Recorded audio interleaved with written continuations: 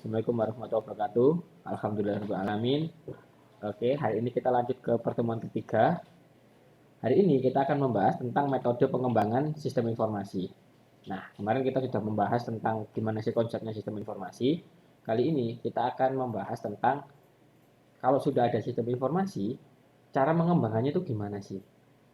Atau kita ambil dari awal, gimana caranya kita akan membangun sistem informasi. Setelah jadi, sistem informasi itu akan diapain? Nah, hari ini akan kita mulai semua pembahasan tentang gimana sih caranya kita mengembangkan sistem informasi.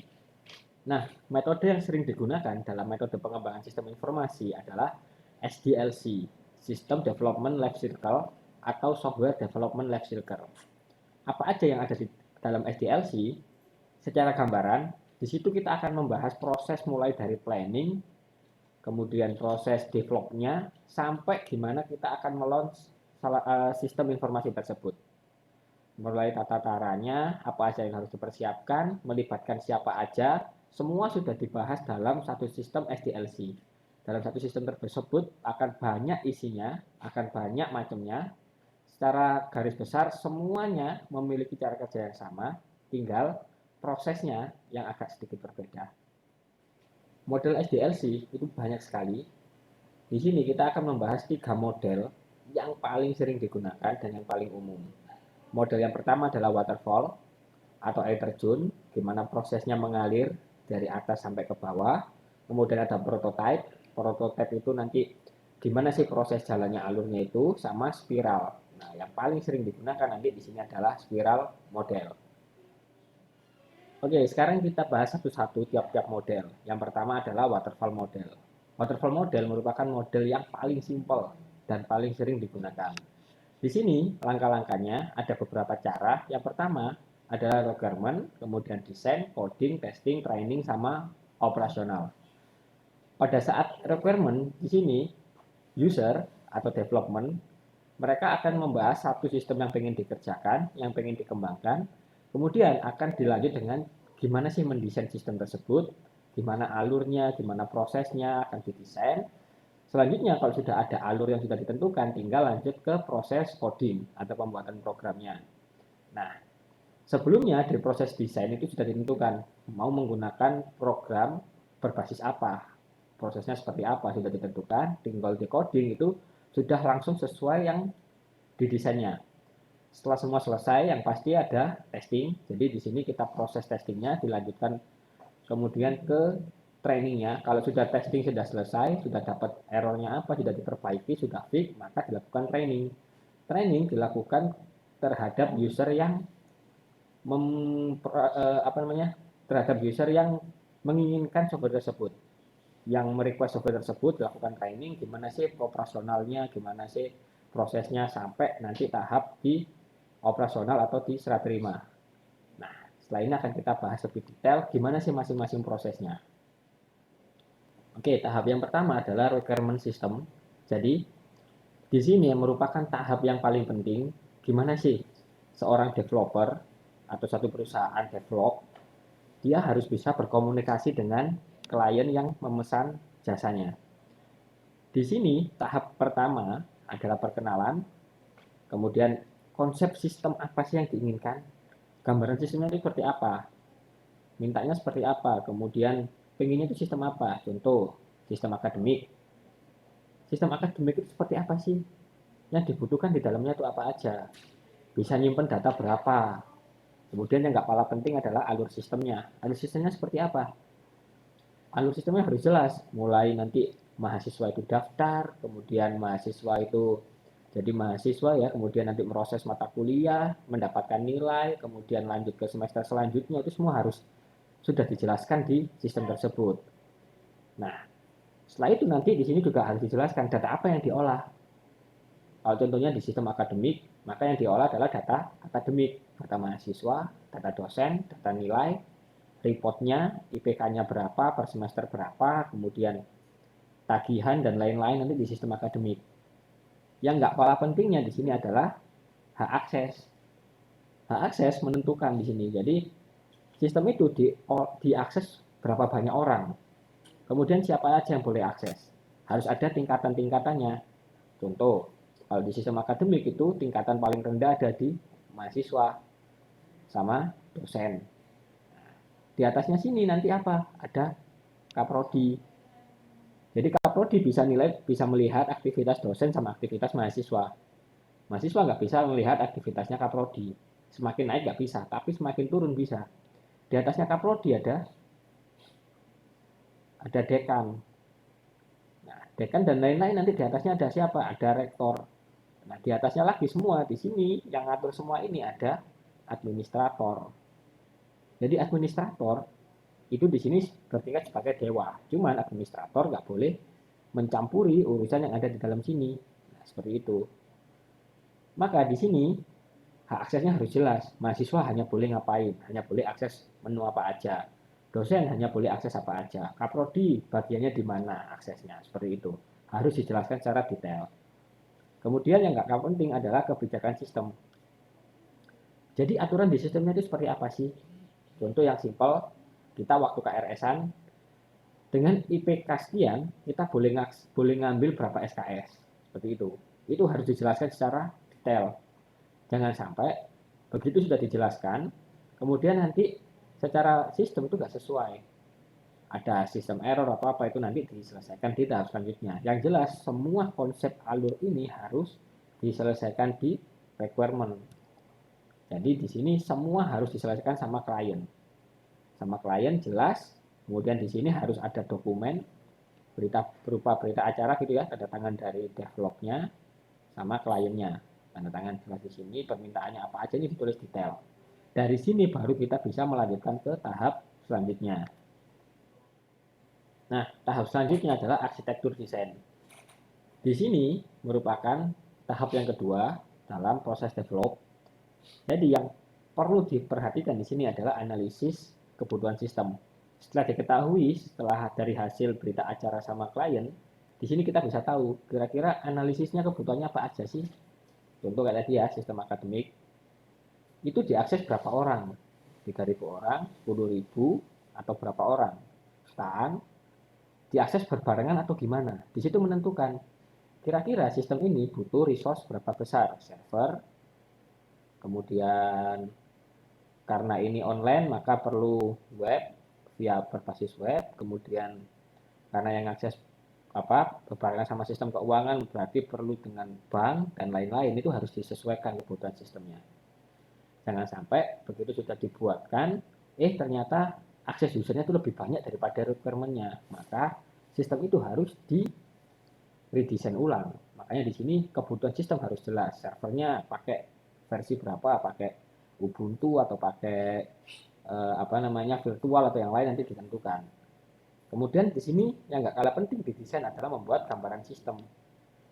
Gambaran sistemnya itu dengan berbagai cara. Salah satunya nanti kita pakai di FD. Nah, nanti kita pelajari terpisah ya. Secara umum kita harus tahu mahasiswa kalau mau program KRS itu apa aja sih prosesnya, yang disimpan itu apa aja. Nah itu nanti kita buatkan gambarannya. Oh mahasiswa itu yang disimpan pertama NBI-nya, kemudian dosen walinya siapa, kemudian IPK-nya berapa, semester berapa. Nah nanti dari situ bisa lihat. Kemudian IPS-nya kemarin berapa, dari sini bisa tahu IPS-nya sekian, berarti hanya boleh di semester ini harus boleh memprogram berapa SKS seperti itu. Semua itu diproses di alur datanya. Nah, di sini baru dijelaskan. Secara alur data, maka data yang dikirim waktu KRS adalah data mahasiswa. Kemudian nanti ada data dosen wali. Kemudian nanti ada data mata kuliah, ada data kurikulum. Ini pengaruhnya apa? Jadi kalau mahasiswa nggak lulus mata kuliah ini, nggak boleh ngambil ini, nggak boleh ngambil ini. Semua dijelaskan di alur proses data. Semuanya harus jelas. Dan yang nggak kalah penting di sini adalah mendesain UI-nya. Jadi tampilannya pengennya seperti apa? Oh, di sebelah kiri ada apa menu kecil-kecil. Kemudian nanti di sini ada data dirinya. Kemudian di sini ada daftar mata kuliah yang mau diambil. Di sini ada grafis perkembangan studinya dan lain-lain. Nah, ini harus ditentukan biar mempermudah. Oh, kalau tampilannya seperti ini, oh kira-kira langsung fokus tuh tampilannya itu seperti gimana sih? Fokusnya itu di mana? Di tengah sini atau di samping atau gimana harus ditentukan. Maka desain UI menjadi juga bagian terpenting di arsitektur desain. Jadi semua kebutuhan ini sudah dilakukan oleh tim develop. Jadi klien sudah mengetahui proses di sini. Nah, seperti itu. Nah, tahap selanjutnya merupakan tahap coding dalam pembuatan program. Jadi di sini merupakan pekerjaan dari para programmer. Nah, di sini mereka mengerjakan apa? Dari hasil desain tadi, mereka akan mengaplikasikannya ke dalam suatu sistem yang diinginkan. Jadi, pertama, bahasa pemrograman apa sih yang ingin digunakan? Contoh, kalau yang di sistem akademik, maka kemarin yang diminta adalah website. Sistem berupa website, maka bahasa pemrograman adalah bahasa pemrograman yang digunakan untuk mendevelop suatu program berbasis web. Nah, karena berbasis web, maka UI desainnya adalah UI desainnya berbasis web juga, disesuaikan. Gimana web dari HP, gimana web dari komputer, dari laptop, dari tab, dari HP 5 inci itu hasilnya seperti apa, kemudian nanti dari komputer itu hasilnya seperti apa, itu harus disesuaikan. Selanjutnya adalah database. Karena programnya nanti berbasis web yang akses 50 orang atau yang akses 50.000 orang, maka harus disesuaikan arsitektur database-nya itu seperti apa sih. Harus sama sesuai yang kebutuhan di server.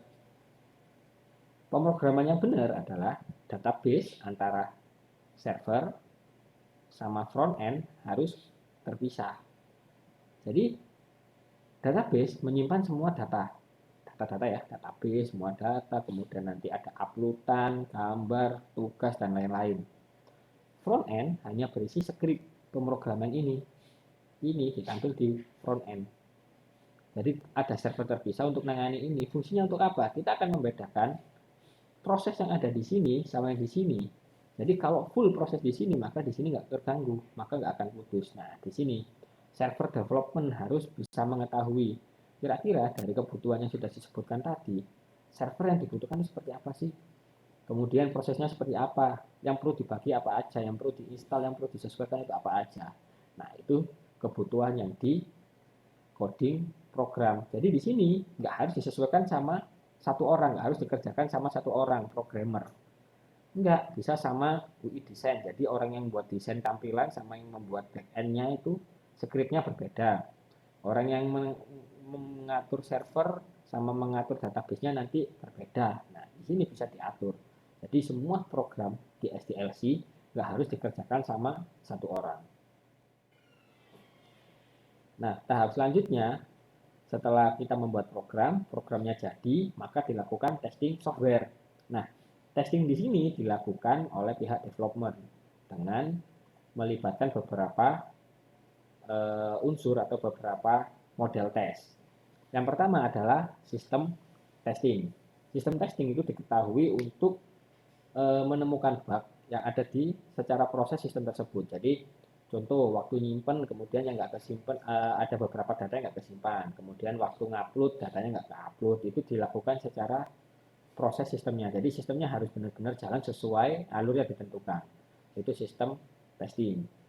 Jadi ada error atau apa nanti diselesaikan di sini. Selain itu ada performance test. Performance test dilakukan untuk mengecek kebutuhan mungkin itu kebutuhan server, kemudian kebutuhan di website. Jadi performance test itu lebih ke gimana sih performance dari aplikasi tersebut. Contohnya website A di launching, kira-kira sebelum di launching itu dites dulu seberapa cepat sih dia kalau diakses. Kalau diakses 2 orang ya nggak masalah, diakses 10 orang nggak masalah, begitu 100 orang kok agak ngebling. Nah, di situ dilakukan performance test, dicek performance testnya. Oh, ternyata kurangnya di sini. Nah, ada beberapa fitur yang harus di-upgrade, yang harus ditambahin, yang harus diinstal. Di situ ada performance testnya. Kemudian error reporting. Kayak tadi sama, kalau ada nemukan bug atau error atau kemudian ada script yang masih open itu harus dibenerin di sini.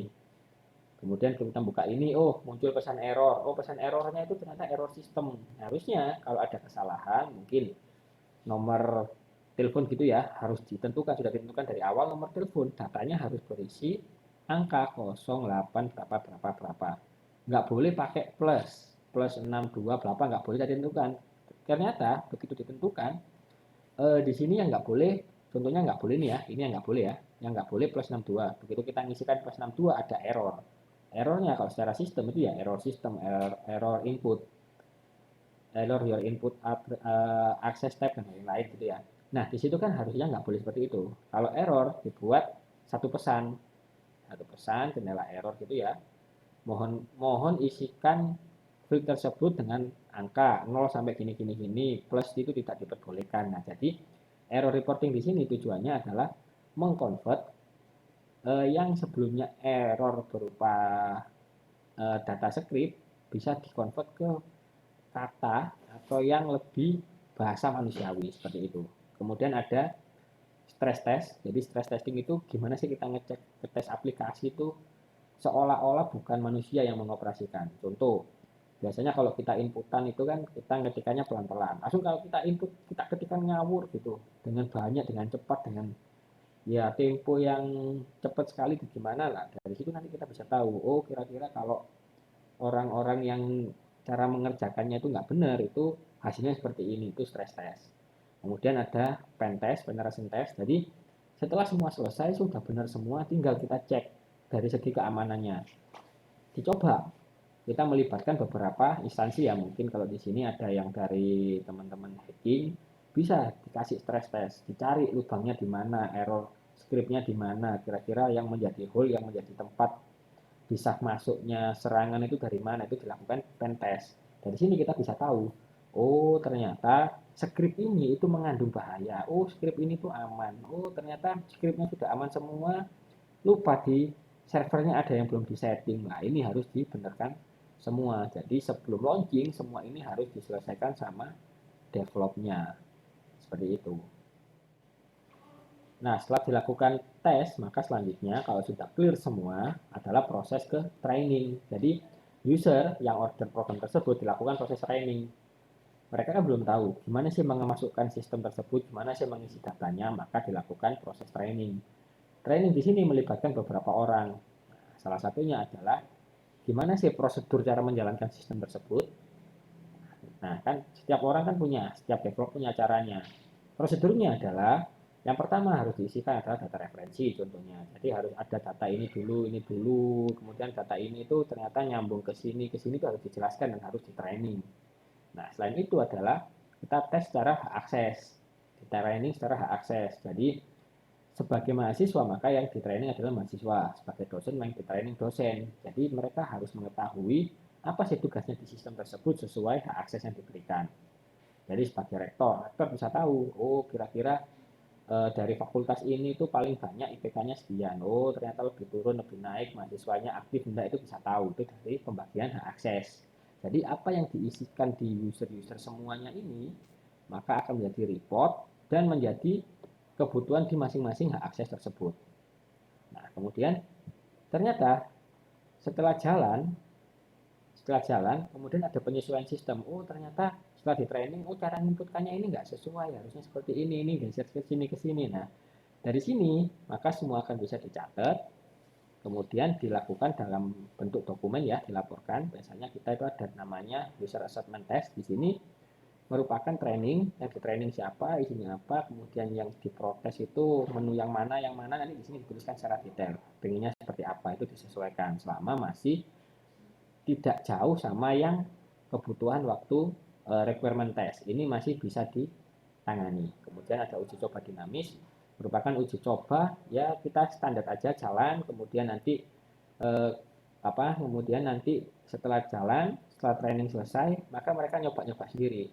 Oh, nyoba ini, oh ternyata begitu ini error, ini nggak sesuai, ini nggak sesuai, itu merupakan yang proses dinamis. Jadi sesuai kebutuhan user.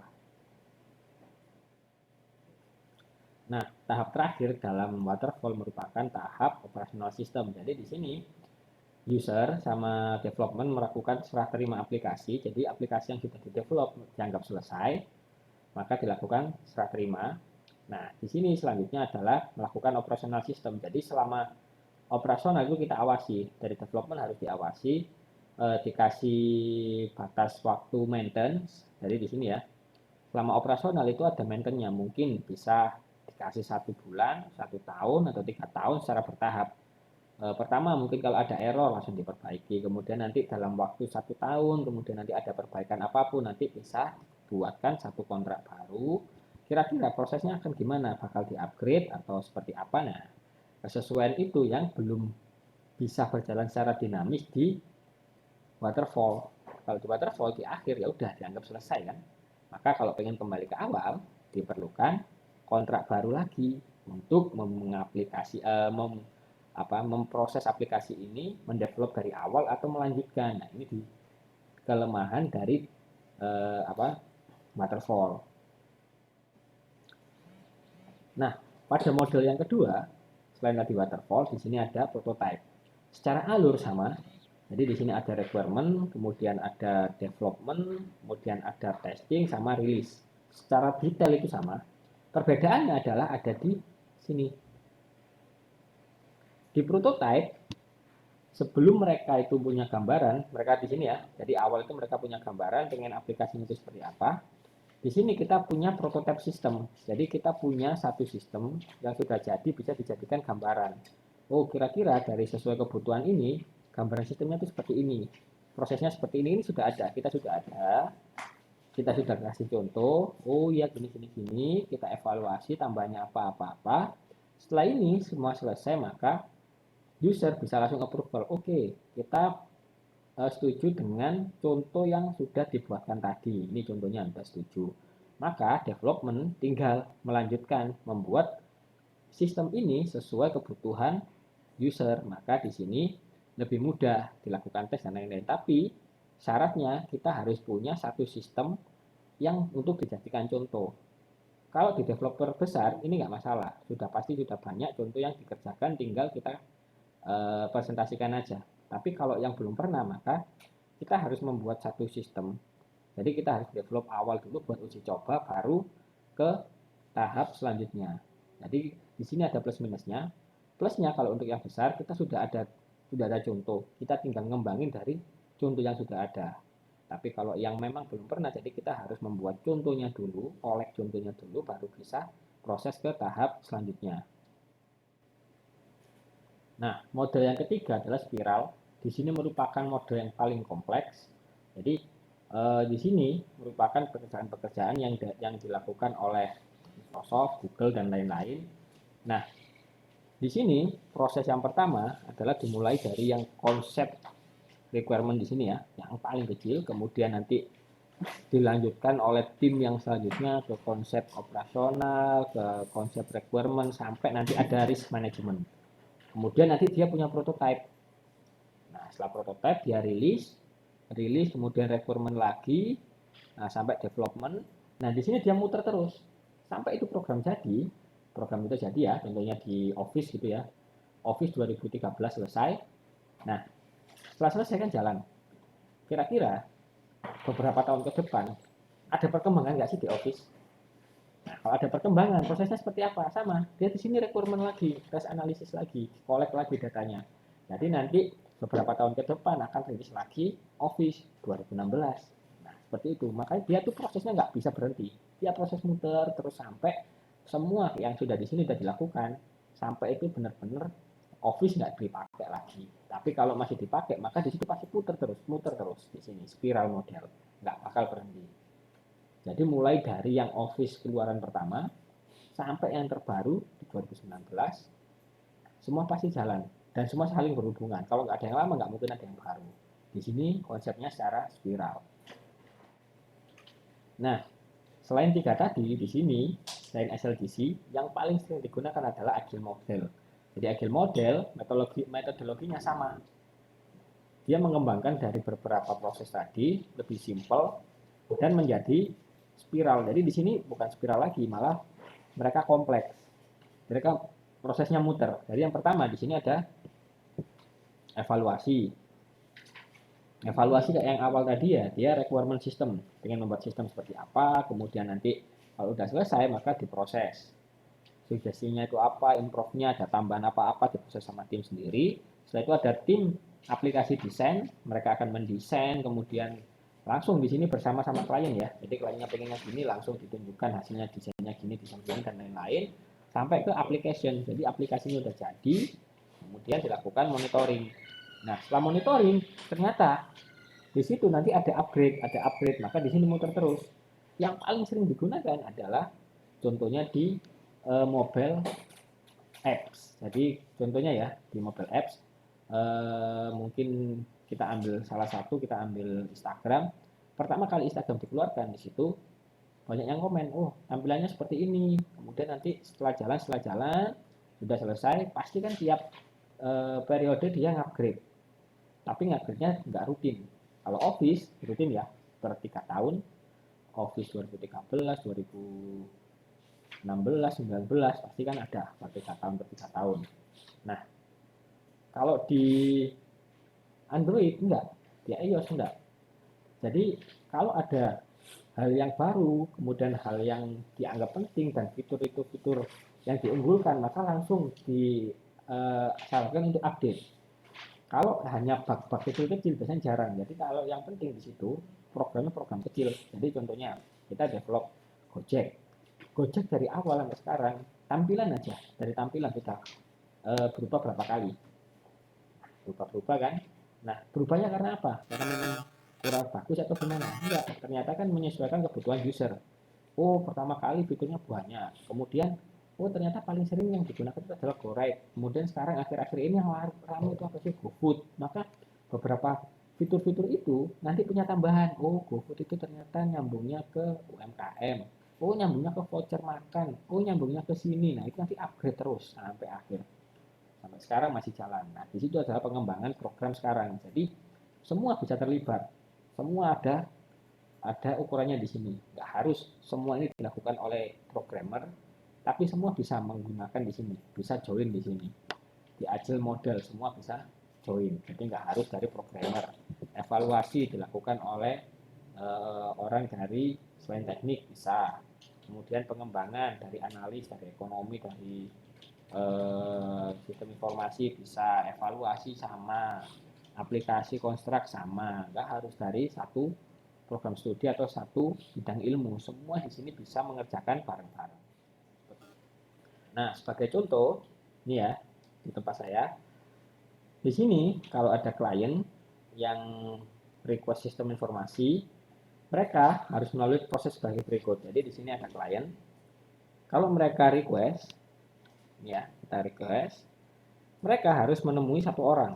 Itu dari kita tentukan ya. Di sini implementator ini yang bertugas, dia mengelis kebutuhannya itu apa, usernya itu butuhnya apa, gambarannya seperti apa, sistemnya, permintaannya apa aja diceritakan ke implementator. Implementator akan membuat satu berita acara ya. Di sini berisi kebutuhannya itu apa, dicatat semua, ininya seperti apa, nanti ditandatangani kedua belah pihak dari klien sama implementator. Kalau sudah ada, maka selanjutnya untuk desain sistem dan lain-lain akan sama implementator diarahkan ke bagiannya sendiri-sendiri. Contoh, sistemnya mintanya itu seperti ini, kebutuhannya itu menyangkut tentang keuangan, gimana sih pembayaran mahasiswa biar mudah, itu bayarnya lewat mana, totalnya sekian, denda sekian. Nah, ini diarahkan ke analisis, dia ngobrol dulu ke sini. Sama analisis diatur, oh yang benar itu nanti pembagiannya gini, lebih mudah itu kalau denda per bulan, kemudian gini, kebutuhannya seperti ini, kemudian nanti ada pengurangan, ada penambahan gini, kemudian alurnya kemana, itu nanti diarahkan ke sini. Setelah semua selesai, baru sama tim dari implementator akan dibagi. Ini pengennya desainnya seperti ini, dibagi ke tim UI desain, kemudian nanti codingnya dibagi ke tim programmer. Nah, mereka ini jalan, maka di sini ada tim server yang menyesuaikan kebutuhan dari semua ini tadi. Maka semua tim yang ada di sini itu harus melakukan rapat bersama implementator sebelum pembuatan software. Di sini maka ditentukan, oh softwarenya gambarannya sekian, programmernya itu siapa aja, bisa satu orang, dua, tiga orang. Kemudian nanti ada server adminnya, diatur bagaimana kebutuhan servernya, mau ditaruh di mana, mau resource berapa ditentukan. Sama yang nggak kalah penting di sini ada juga network administrator. Jadi semuanya sudah selesai, tinggal biar bisa diakses, maka di sini butuh bantuan dari tim network. IP-nya berapa, kemudian di public itu IP-nya berapa, kemudian pakai subdomain seperti apa, keamanannya itu gimana, mau pakai SSH atau enggak, nanti diatur semua dari tim sini. Semua tim ini harus bekerja sama. Jadi yang warna hijau ya, hijau ini maupun hijau ini bekerja sama. Hijau ini merupakan tim develop, pembuatan timnya. Kalau yang di implementator malah keseluruhan. Jadi implementator juga bertanggung jawab secara keseluruhan.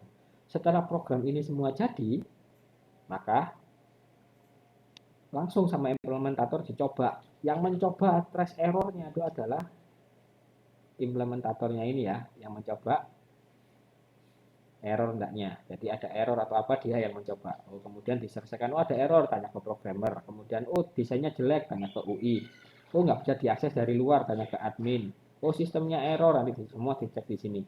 Kalau sudah jadi, maka selanjutnya implementator sudah oke ya, dilanjutkan ke klien. Maka di sini klien melakukan uji coba dengan melampirkan nanti user acceptance test. Jadi di sini klien sama implementator punya satu kesepakatan. Klien nyoba, oh menu A, menu B seperti ini, semua detail di sini.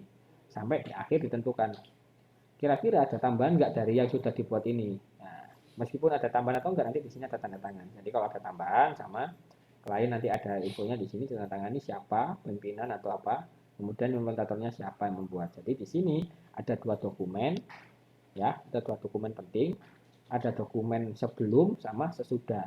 Nah, dokumen ini nanti yang menyetujui, oh kemarin ada tambahan seperti ini, oh ada ini, nanti dilihat dari situ. Sampai benar-benar semua program ini rilis dan bisa digunakan. Seperti itu. Jadi, di sini nggak harus dikerjakan satu orang, semua itu tim, semua bisa masuk di sini, nggak harus dari satu jurusan. Nah, kenapa kok ada program mata kuliah ini di sini? Tujuannya seperti itu. Nggak harus pekerjaan develop diselesaikan oleh tim IT. Enggak. Di luar tim IT pun bisa join di sini. Oke? Jadi nggak harus dari satu jurusan, nggak harus dari satu ilmu. Semua bisa join di sini. Oke. Ya, untuk pertemuan kali ini cukup sampai sekian. Untuk materinya bisa dipelajari lebih lanjut. Kalau ada pertanyaan bisa ditanyakan. Tetap jaga kesehatan, patuhi protokol kesehatan. Sampai sini dulu. Assalamualaikum warahmatullahi wabarakatuh.